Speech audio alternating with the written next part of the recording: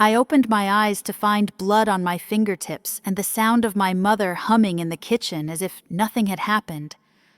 For a moment, I thought maybe I'd dreamed the red stain blooming across my pillowcase, but the dull ache at the back of my scalp told me I hadn't. My breath hitched, my pulse roaring in my ears. It felt like my skin was buzzing, my mind flipping through explanations I didn't want to believe. I reached up, touched my hair, and felt it ragged, uneven, clumps missing. A sharp gasp clawed its way out of my throat. I stared at the mirror across the room, and a girl I barely recognized stared back at me. Her eyes were wide, wild, brimming with shock. Her hair, once dark brown and flowing past her shoulders, now hacked off in jagged patches like a cruel joke. It was still early. The sky outside my window was streaked with pale orange. The quiet of the neighborhood untouched by what had happened to me while I slept. In the hallway, I heard the scrape of a chair and the faint clink of a spoon against ceramic. I stumbled out of bed, heart hammering so hard it felt like it might split my chest open. As I stepped closer to the dresser, I froze. There they were, my mother's sewing scissors, silver blades glinting under the soft light. Beside them, a small piece of paper folded neatly in half. I picked it up with trembling fingers, unfolded it, and read the words written in my mother's delicate, flowing script. "Don't worry, you'll still look fine. Focus on Vanessa's big day." My mouth went dry. I could practically taste metal on my tongue. My vision blurred as I tried to understand how this was real. My mother, Madeline Cooper, had drugged me, cut my hair, and left me a note telling me to look fine. All for my sister Vanessa's wedding. It should have felt impossible, but somehow, deep down, I wasn't surprised. My name is Madeline Cooper Maddie for short. I'm 26 years old, and I've spent most of my life feeling like a supporting character in someone else's story. In my house, Vanessa was the star, the pretty one, the perfect one, the daughter who played violin on stage at county recitals while I waited in the audience, clutching a cheap bouquet, listening to my mother whisper about how Vanessa was destined for great things. Vanessa got the brand new clothes, the birthday trips, the compliments. I got hand-me-downs and reminders to be grateful. When Vanessa got into Duke on a full scholarship, there was a party in our living room with banners and cake. When I got accepted to a state college, my father simply nodded over his coffee and said, "That's good. Maddie, work hard." My parents, Evelyn and David Cooper. They'd built a world where Vanessa glowed, and I hovered in the shadows. I told myself I didn't care, that I liked being invisible, that I was free because no one expected me to shine. But it wasn't true. 2 weeks ago, Vanessa announced her engagement to Brandon Walsh, a man with perfectly white teeth and a real estate license. The wedding was set for Biltmore Estate in North Carolina, a venue so beautiful it didn't seem real. Stone walls wrapped in ivy, glittering chandeliers, acres of rolling hills. My mother said it was the place Vanessa deserved. They picked me to give a speech at the rehearsal dinner. Just keep it simple. My father had said, a few nice words, nothing dramatic. Remember, this day is about Vanessa. That night, I lay in bed replaying every time someone told me to stay small, to stay quiet. And for a second, I thought maybe the wedding could be different. Maybe it would be a moment when I'd get to belong, even if only for a few minutes under those sparkling lights. But now, standing there, hair hacked off, blood drying on my scalp, I realized the truth. My parents hadn't drugged me just to sabotage my looks. They'd done it to keep me silent, to make sure I'd never be noticed, to make sure the spotlight stayed firmly fixed on Vanessa. In the kitchen, I heard my mother's voice drift into the hallway as she hummed some old tune from church. Like everything was normal, like she hadn't destroyed me while I slept. I pressed my palm against my chest, trying to steady my breath, and wondered, how far would they go to make sure I disappeared? My legs felt like they were made of glass as I stumbled into the hallway. The sunlight spilling through the windows felt too bright, too sharp, like it was cutting into my skin. I moved slowly, as if any sudden motion might shatter me entirely. The smell of coffee drifted from the kitchen. My mother stood at the counter, pouring cream into her mug, humming that same soft tune. She turned when she heard me and gave me a small, tight smile. "Oh, good. You're up." Her eyes flickered briefly to my hair, but quickly looked away. I opened my mouth, but my voice came out raw. "What did you do to me?" My mother gave a little shrug, as if I'd asked her why we were out of milk. "Madeline, you've been under so much stress. You were tossing and turning last night. I thought a little something to help you rest wouldn't hurt." She lifted her cup, took a delicate sip, and added, "Besides, it's Vanessa's weekend. She deserves her moment without distractions." My stomach twisted so violently I thought I might vomit. My hair is gone. I touched the jagged edges at my neck. "You drugged me. You cut me. How could you do that?" My mother's eyes turned cold, hard as glass. "Calm down. It'll grow back. You're making this into a bigger deal than it needs to be." From the table, my father rustled his newspaper. He didn't even look up. "She's right. Less hair makes your face look less distracting anyway. This is Vanessa's time. Maddie, don't ruin it for her." My heart cracked open at the edges. A sharp pressure rose in my chest until it felt like I couldn't breathe. It was as though they'd reached into my ribcage and ripped something out. My father flipped a page and added, almost lazily, "Attention isn't meant for you. You should be glad someone cares enough to keep you from embarrassing yourself." I stared at him, my eyes stinging, my lips trembling. So, this was all for Vanessa, to keep me from outshining her. My mother sighed, as though I was being childish. "Maddie, your sister's wedding is going to be photographed, filmed, broadcast on people's social feeds. You don't want to look foolish. We did you a favor. Don't be dramatic." I could barely see through the tears gathering in my eyes. My voice dropped to a whisper. "I'm your daughter, too." My mother's face softened for half a second. "Of course, you are. But Vanessa, she's always needed a little more support." And that was it, the final nail. My parents would always choose Vanessa. The memory hit me like a slap. I was 15, standing in our living room, accused of stealing the $50 my mother had tucked into Vanessa's violin case. I hadn't touched it. But Vanessa cried, said I must have taken it. My parents searched my room, found nothing, but still made me apologize. My mother's words then were almost identical. "Vanessa has so much on her plate. Maddie, she doesn't need this stress. Just say you're sorry and we'll forget it." Standing there in the kitchen, I felt 15 again, humiliated, disposable. I backed away, my body trembling so hard my teeth chattered.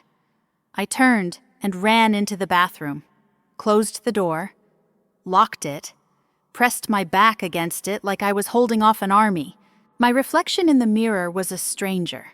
Dark circles under my eyes, pale skin, hair jagged and uneven, and a look in my eyes that was half terror, half rage. The buzzing in my ears wouldn't stop. I pressed my palms over them, trying to block out the sound.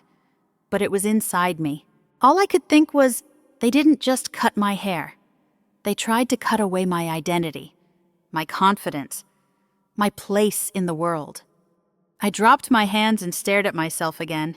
My mother's voice echoed in my skull. "Don't worry, you'll still look fine. Focus on Vanessa's big day." The note on my dresser, the scissors, my father's dismissive tone. It all painted the same picture. They saw me as a threat to Vanessa. I leaned closer to the mirror, whispering, "Why am I always the one who has to disappear?" The tears came then, hot and silent, sliding down my cheeks. My breath came in sharp, shallow bursts. I wanted to scream, to hit something, to tear the whole house apart. But underneath all that pain, a small spark ignited, because somewhere deep in the pit of my gut, a voice whispered, "This is the last time." My hands were still shaking when I picked up my phone. The screen was smudged from my fingertips, still stained faintly pink where I'd touched the blood. I scrolled through my contacts until I landed on Lauren's name. Lauren Mitchell. My best friend since college.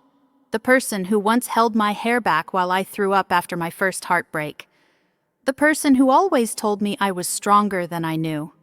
I tapped the call button, and when she answered, my voice cracked. "Lauren, I need you." She heard the tremor immediately. "Maddie, what's wrong? Are you okay?" I drew in a shaky breath. "No, I'm not okay. Lauren, they cut my hair off. While I was sleeping, my parents drugged me. My mom left me a note telling me not to distract from Vanessa's wedding. A sharp inhale on the other end. Wait, what, Maddie? Slow down. Are you safe? Are you hurt? I'm not bleeding anymore, but my hair, it's all gone. And they're acting like it's no big deal, like I'm the problem for being upset." Lauren's voice grew steel hard. "Are you telling me your own parents drugged you and hacked off your hair to make sure you didn't get attention at Vanessa's wedding?" My eyes filled again. Yes, that's exactly what happened. For a moment, all I could hear was Lauren breathing. Then she said, "Low and dangerous. Those people are out of their goddamn minds." I squeezed my eyes shut, whispering, "I don't know what to do. First, breathe. Second, you're coming over here. Now, grab your things and get out of that house." I hesitated. "Lauren, I can't just leave. The wedding is this weekend. Everyone will think I'm making drama. And Vanessa, she'll look like the victim if I bail." Lauren let out a bitter laugh. "So what? Let them look. Maddie, they've been counting on you staying silent your whole life. You've got to break that pattern." I sank down onto the bathroom floor, the cool tiles pressing into my bare legs. "But if I speak up, I'll be the villain. They'll say I'm trying to ruin Vanessa's big day." "Listen to me," Lauren snapped. "They drugged you. Maddie, they cut your hair off. This isn't some harmless family squabble. This is abuse. You have to show people the truth." I covered my eyes with my palm. I wish I had proof. Lauren hesitated. "Wait, didn't you tell me once you record voice notes for therapy? All those things your parents say?" A flicker of memory sparked in my brain. My habit of recording voice memos, little snippets I'd planned to share with my therapist, like the time my mother called me an attention seeker for posting a photo online, or my father warning me that pretty girls ruin weddings. My fingers started moving before my brain fully caught up. I opened the voice memos app and scrolled. Dozens of clips, some just seconds long, others stretching minutes. I picked one at random, hit play, and my mother's voice filled the bathroom. She's always been the kind of girl who thinks she deserves more. She wants to stand out. But we can't let her. Not this time. I felt my pulse pound in my throat. Then my father's voice chimed in, cruel and dismissive. Cut it while she sleeps. She'll learn her place. Girls like her, they need reminders. My hand flew to my mouth. It was all there. Evidence. Lauren's voice came through the speaker, trembling with rage. Maddie, you have to use this. People need to hear it. You're not crazy. You're not overreacting. You've been gaslit your whole damn life. My lips parted, breath stuttering. But if I do this, if I go public, there's no going back. I'll destroy my family's reputation, Vanessa's wedding, everything. Lauren didn't hesitate. Then destroy it. Burn it to the ground if you have to. Because Maddie, they don't get to keep doing this. You don't owe them your silence. Not anymore. I stared at my reflection in the dark screen of my phone. My hair a wreck, my eyes swollen. But under all that, I saw a flicker of something fierce, a spark. Lauren lowered her voice. There's still time. The rehearsal dinner is Friday. Everyone important will be there. It's your moment, Maddie. Your turn to take the mic. The idea felt so dangerous it made my chest tighten. But it also felt right. My voice came out as a whisper. What if I rewrote the speech? A pause. Then Lauren said, I'll help you. 1,000 images flashed in my mind. Vanessa in her white dress. My parents beaming beside her. A room full of guests who'd always seen me as nothing more than the other Cooper daughter. But this time, I wasn't going to disappear. I shoved a few clothes into a tote bag and left the house without looking back. The warm Charleston air hit my face like a slap, the taste of salt hanging over the streets. My hands were trembling as I drove, the steering wheel slick under my palms. Lauren lived on the second floor of a brick building near East Bay Street. She was waiting at the door when I arrived, arms folded, eyes blazing, the moment I stepped into her apartment. She pulled me into a hug so tight I felt my ribs creak. Jesus, Maddie, look at you. Her fingers brushed the jagged ends of my hair. Those people are monsters. I don't even know who they are anymore, I whispered. Lauren pulled back, holding my face in her hands. No, you do. You've always known. You just didn't want to admit it. My eyes filled, the tears hot and furious. But they're my parents, Lauren, my family. Lauren let out a harsh laugh. Family doesn't drug you and chop off your hair in the middle of the night. I sank onto her couch, burying my face in my hands. They'll hate me if I do this. Everyone will. Vanessa. She'll say I ruined her life. Lauren dropped to her knees in front of me. Maddie, you've spent your whole life worried about how they feel. When has anyone ever worried about you? I shook my head, my voice barely audible. I can't stand in front of all those people. I'll freeze. I'll choke. Lauren arched a brow. Then we'll practice. You'll say it so many times that when the moment comes, you'll sound like a goddamn TED Talk. She said it like it was the most obvious thing in the world. And somehow, that made me laugh. Lauren stood up, hands on her hips. All right, first things first. We're fixing your hair. I blinked at her. My hair is a disaster. Lauren, exactly. And it's not staying that way. Sit your ass down. She dragged a chair into her tiny bathroom and gently pushed me into it. The light over the mirror hummed softly. Lauren tied a towel around my shoulders and examined my hair like a surgeon. Okay, I'm thinking sleek bob, bold, confident, total badass vibes. I stared at her reflection. What if it looks awful? Lauren met my gaze in the mirror. Then we'll dye it purple. Or shave it off entirely. But you're not going to that wedding looking like a victim. The scissors snipped through my hair. Soft metallic sounds echoing in the bathroom. Chunks fell onto the towel, each one feeling like a piece of my past hitting the floor. Lauren worked quickly, skillfully, her lips pressed tight in concentration. When she was done, she ruffled my hair gently. "Look at yourself." I turned to the mirror and gasped. A sleek bob framed my face, the sharp ends grazing my jaw. My cheekbones looked higher, my eyes somehow larger, fiercer.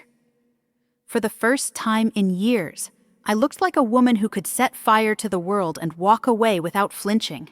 Lauren grinned. "You look like someone who's about to ruin an entire family gathering, and I'm here for it." A shaky laugh broke out of me. God, Vanessa's gonna lose her mind. Lauren's eyes glittered. Good. She deserves a taste of chaos. We spent the rest of the afternoon listening to my voice memos, writing and rewriting the speech. Lauren typed as I paced the living room, words spilling out of me in fits and starts. "I want to tell them the truth," I said, voice low. "That my parents have spent my whole life managing me so Vanessa could shine. That they drugged me. That they made me believe I was worthless." Lauren nodded. "Don't hold back.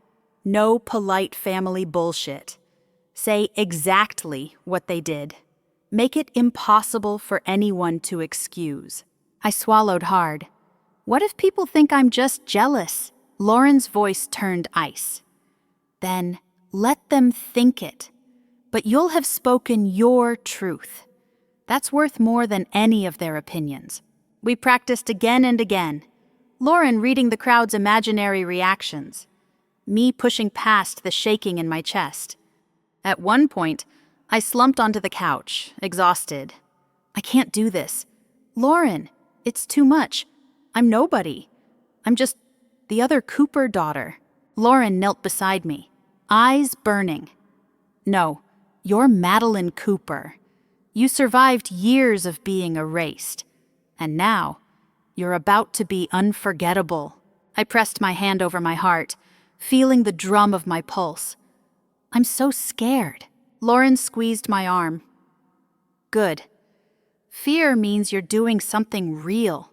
That night, we went shopping. Lauren insisted I needed a dress that screamed confidence. She pulled a burgundy satin gown from the rack, the color deep and rich, shimmering under the store lights. "This," she declared, "is the color of a woman who's about to set fire to her old life." I stared at it, fingers trailing over the silky fabric. Reds, Vanessa's color. Lauren's eyes narrowed. "Then you're taking it back." When we got home, I tried it on. It hugged my curves, fell around me like liquid courage. I turned slowly in the mirror, barely recognizing the woman staring back, and somewhere inside me, a flame began to roar. I whispered to my reflection, "They wanted me invisible. They're about to see me in neon lights." Lauren smiled from the doorway. "That's my girl." The speech was still clutched in my hand, the paper trembling. But I was starting to believe I might actually do this. The sun hung low over the Blue Ridge Mountains as I pulled into the sprawling grounds of the Biltmore Estate.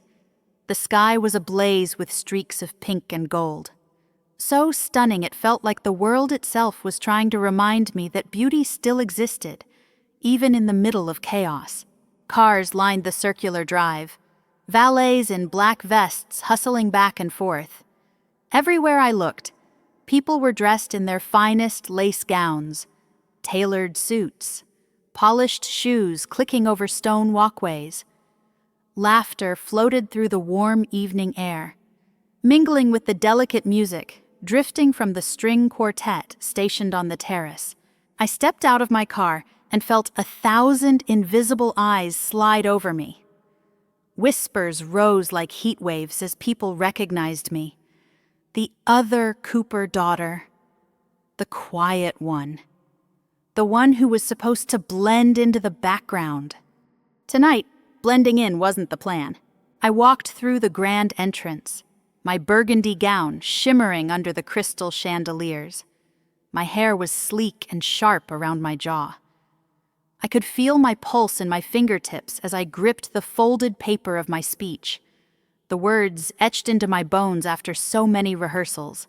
Inside, the rehearsal dinner was already buzzing, round tables covered in white linens, centerpieces of orchids and roses, waiters wove between the guests, carrying trays of champagne flutes.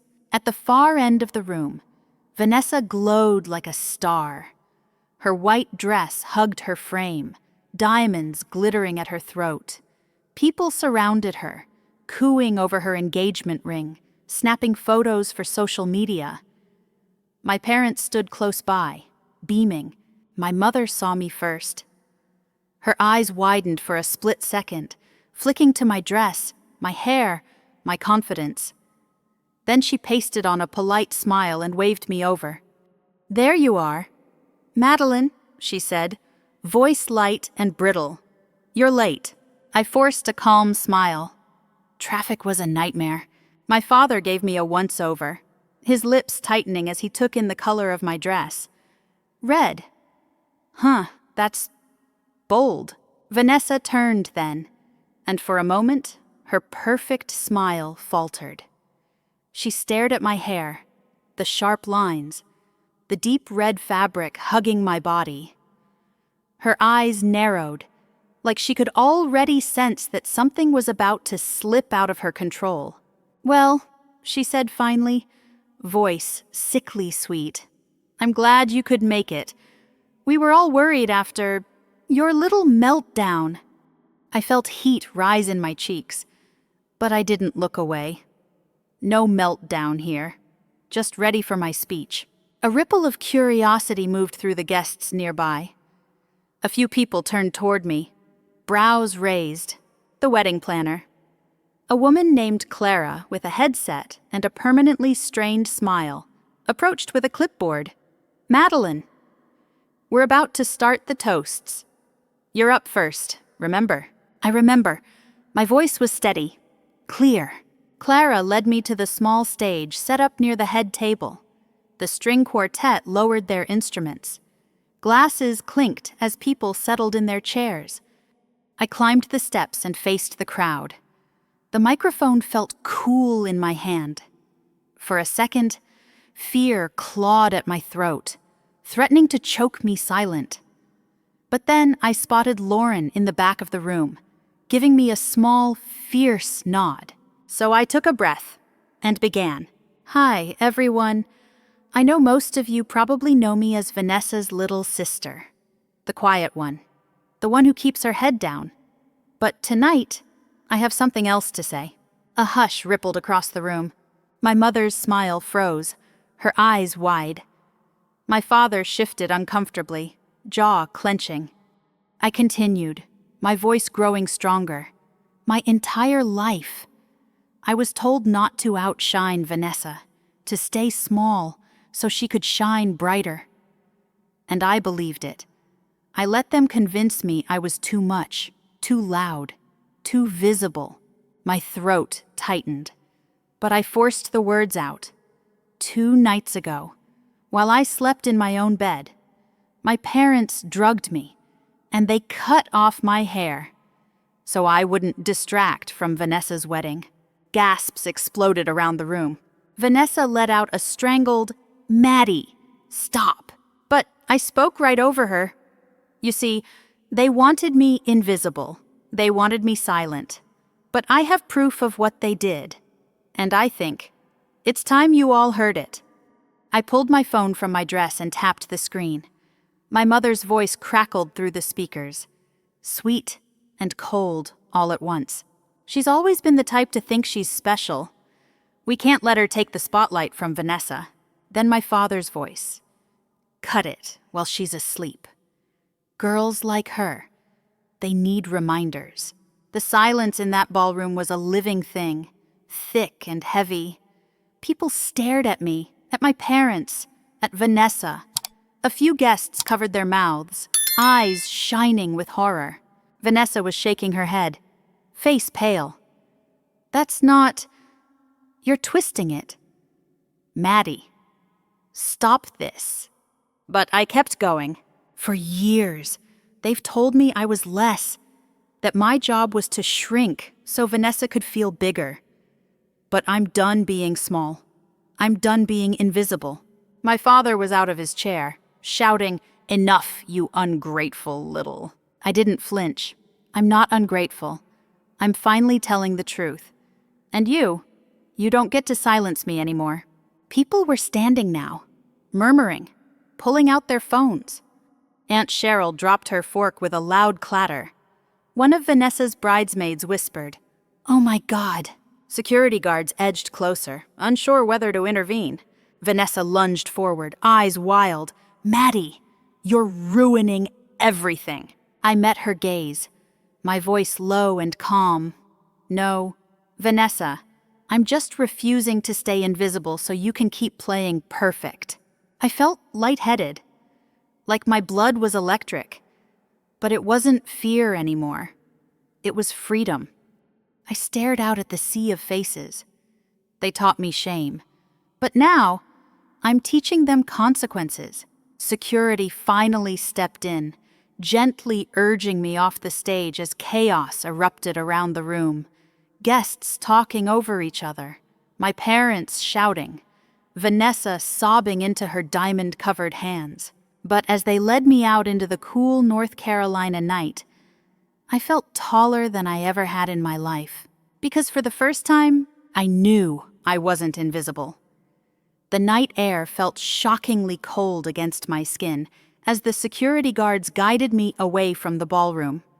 My heels clicked over the stone path, echoing in the dark, my breath coming in sharp bursts that crystallized in the crisp mountain air. For a moment, I felt like I might collapse. But as I reached the parking lot, my phone started buzzing in my hand. Lauren's name lit up the screen. I picked up, my voice trembling. "Lauren, it's done. I did it." "Damn right you did," she shouted. "Maddie, you were a freaking force of nature. People are already talking. There are videos all over social media. It's blowing up. Like, right now." My heart lurched. Already. "Yes! Already!" Lauren yelled. "Someone uploaded your speech to TikTok. It's got over 2 million views in the last hour. People are calling you a hero, a legend. I'm staring at Twitter and your name is trending under the bars invisible. No more." I staggered, one hand gripping the hood of my car for balance. "Oh my God." Lauren's voice softened.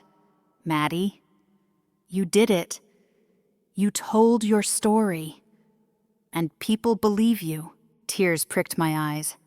I thought, they'd think I was crazy. "Some might," Lauren said firmly. "But who cares? You spoke your truth. And you're not alone anymore." A distant roar of music and chatter floated from the ballroom. I pictured my parents in there, faces pale, trying to spin the story. Vanessa sobbing. Makeup smeared. The life they'd built on secrets crumbling around them. And for the first time, I didn't feel guilty. By the time I drove back to Charleston that night, my phone had exploded with notifications.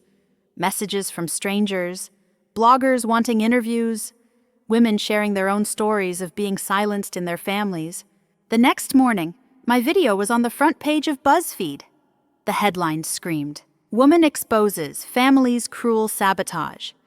Before sister's lavish wedding internet stands with her."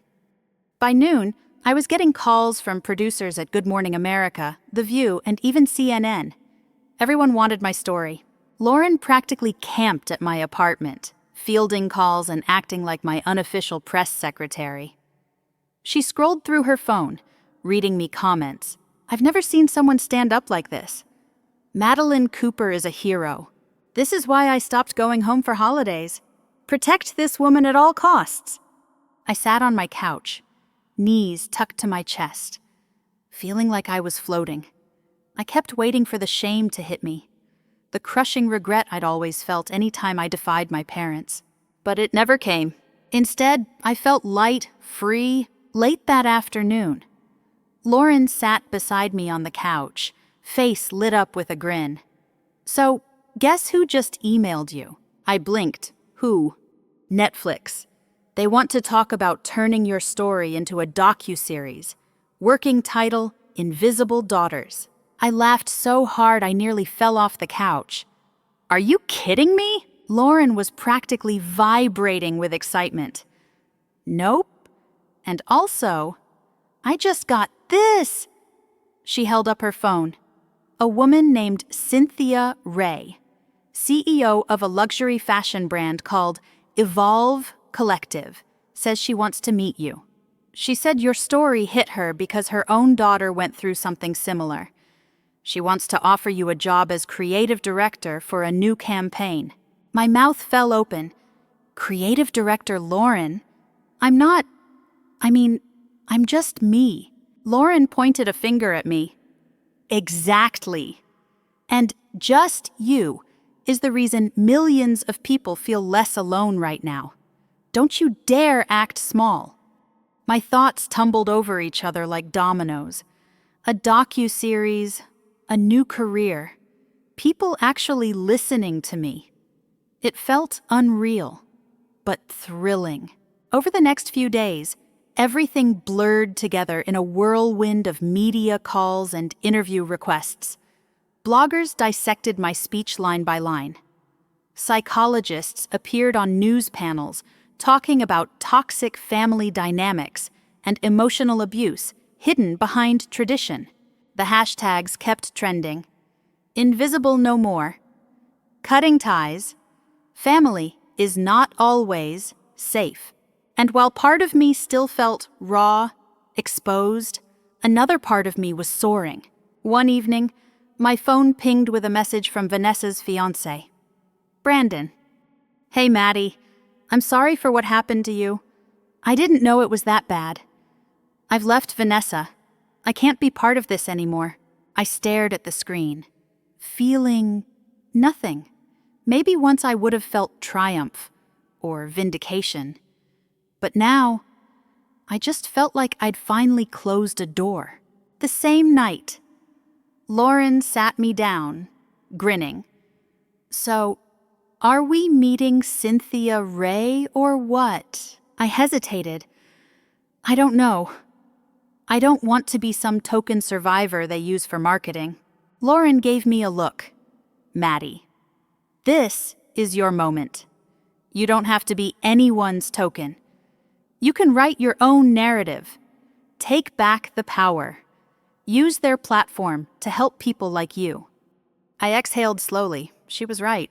The next day, I replied to Cynthia's email. "Thank you. I'd love to meet," because suddenly, my life wasn't just about surviving my family anymore. It was about telling the truth, about taking up space, about refusing to be invisible ever again. And for the first time in my life, I felt like the main character. A week later, I stood in the middle of a sun-drenched loft in downtown Charleston, staring out through floor-to-ceiling windows at King Street below. The space smelled of fresh paint and new beginnings. Evolve Collective had moved fast. Cynthia Ray flew down in her private jet, met me over coffee, and offered me the job on the spot. Creative director for a campaign called Unseen No More. Cynthia was sharp, elegant, and spoke like someone who'd survived her own battlefield. She said, "Madeline, people like you don't just survive. You transform the entire conversation." So now, here I was, overseeing photo shoots, writing copy about women reclaiming their narratives, and helping design a brand that refused to hide scars under polite silence. The press had been relentless. My face was in magazines, on Instagram reels, in hashtags under quotes like, "Never let anyone cut you down." Part of me still felt raw, but another part felt unstoppable. On launch day, we threw an open house in the loft. Bloggers came, local reporters, college kids who'd followed my story online, women hugging me and whispering, "Thank you. You told my story, too." I was pouring coffee for a young photographer when I felt the air shift. A hush seemed to ripple through the room, like someone had cracked open a door to a past I wasn't sure I wanted to see. I turned, and there they were. My parents, Evelyn and David Cooper, stood in the doorway, looking out of place in the bright modern space. My mother wore huge black sunglasses, as if they could shield her from the stares. My father looked older, more brittle somehow, shoulders slumping under a weight he used to carry so easily. For a moment, all the air left my lungs. My mother pulled off her sunglasses, eyes red-rimmed but determined. "Madeline, we just wanted to see you." My father cleared his throat. "We're proud of you." 1,000 memories crashed into me at once, their voices telling me to stay quiet. The cold laughter as they plotted to cut my hair. The endless feeling that I wasn't enough. I stared at them, a silence stretching between us like a tightrope. Then I said, "That's funny. You haven't been proud of me since I got braces." My mother winced.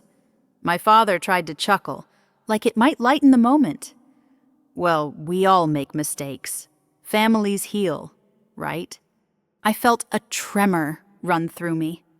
But I stood my ground. Some families do. But sometimes healing means walking away.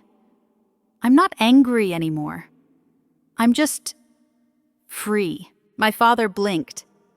We just wanted to check on you. You're getting so much attention. We thought maybe we could help." My lips curled into a small smile. Help. How control the narrative. Make sure I stay quiet. I don't think so. My mother's voice wavered. "Madeline, Vanessa's struggling. She says she wants to talk to you." I crossed my arms. Vanessa made her choices. So did you. And I'm making mine. My father sighed. "You're our daughter." "Yeah," I said softly. "And you tried to erase me." They looked like they might say more, but a hush fell over the crowd as Vanessa herself appeared in the doorway. She looked different. No makeup, dark circles under her eyes. She wore a simple black dress, nothing like the designer pieces she used to flaunt.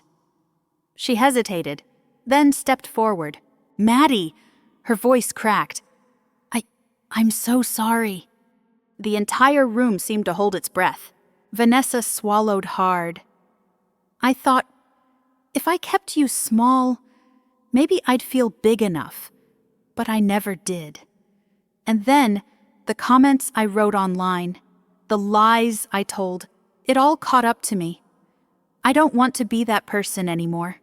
I felt something inside me fracture and slowly start to knit back together. Vanessa's eyes filled with tears.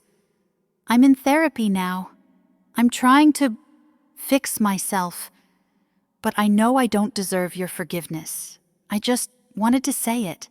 For a moment, silence hung between us like delicate glass. Then I nodded. "Thank you for saying it." Vanessa's shoulders shook as she let out a sob. She whispered, "I miss my sister." My voice was quiet. I miss the sister I thought I had. Vanessa blinked rapidly, tears sliding down her cheeks. "I understand." I took a deep breath. "I forgive you. But that doesn't mean things go back to how they were. I can't be your shadow again." Vanessa nodded, wiping her eyes. "I know." My parents looked between us, helpless and small in a way I'd never seen before.